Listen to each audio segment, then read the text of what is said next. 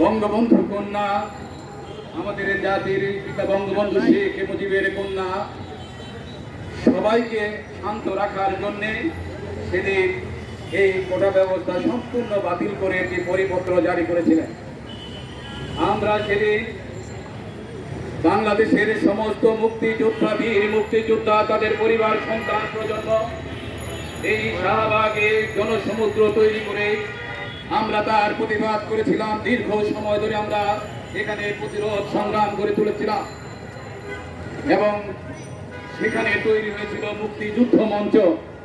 সেই মুক্তিযুদ্ধ মঞ্চ বাংলাদেশের মুক্তিযুদ্ধের চেতনায়, বাংলাদেশের স্বাধীনতা সার্বভৌমত্বের মুখপাত্র হিসাবে এখনো কিন্তু কাজ করে যাচ্ছে।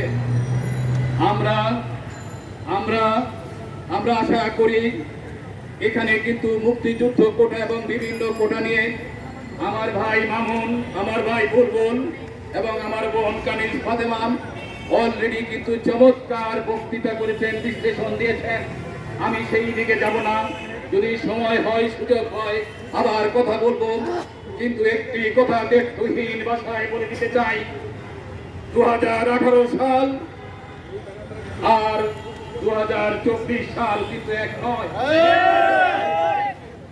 আমরা কিন্তু 2018 সালে, 2019 সালে কিভাবে তাদেরকে রাজপথে মোকাবেলা করেছি, ঢাকা বিশ্ববিদ্যালয়ে মোকাবেলা করেছি, কিভাবে তাদেরকে এই চত্বর থেকে আমরা উৎখাত করেছি, সেটা কিন্তু আপনাদের সবার জানা আছে।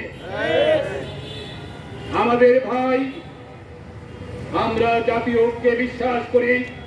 তুমি যেই শ্রেণী পেশা, ধর্ম, মত নির্বিশেষে তুমি যেই হও না কেন, তুমি আমার দেশের নাগরিক। আমি তোমাকে শ্রদ্ধা করি, আমি তোমাকে সম্মান করি, আমি তোমাকে আমার পাশে রেখে এই দেশের জাতীয় উন্নয়নে আমি এগিয়ে যেতে চাই।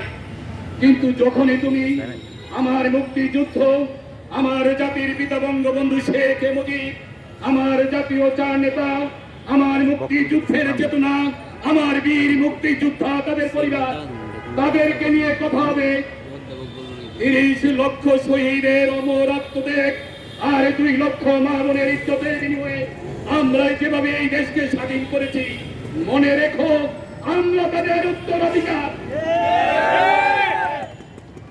আমরা তাদের উত্তরাধিকার।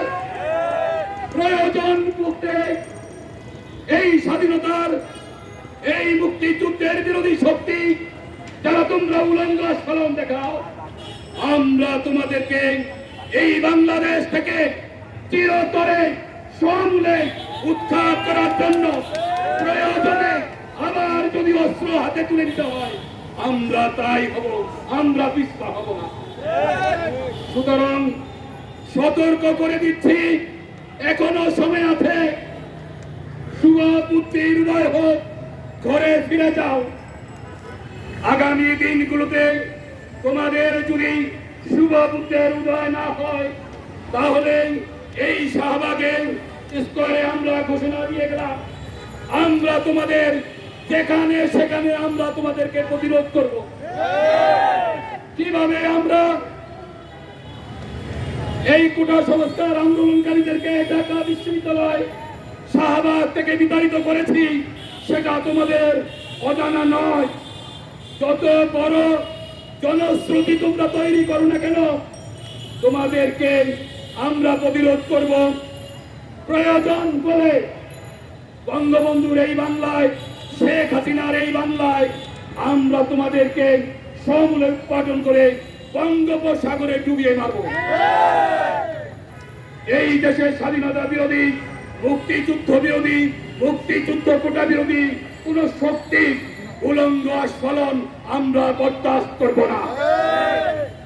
এই বলে আপনাদের সবাইকে আগামী দিনের লড়াই সংগ্রামে আমন্ত্রণ জানিয়ে রাজপথের সাথে পাবো এই আশা ব্যক্ত করে আমি আমার সংক্ষিপ্ত বক্তব্য শেষ করছি।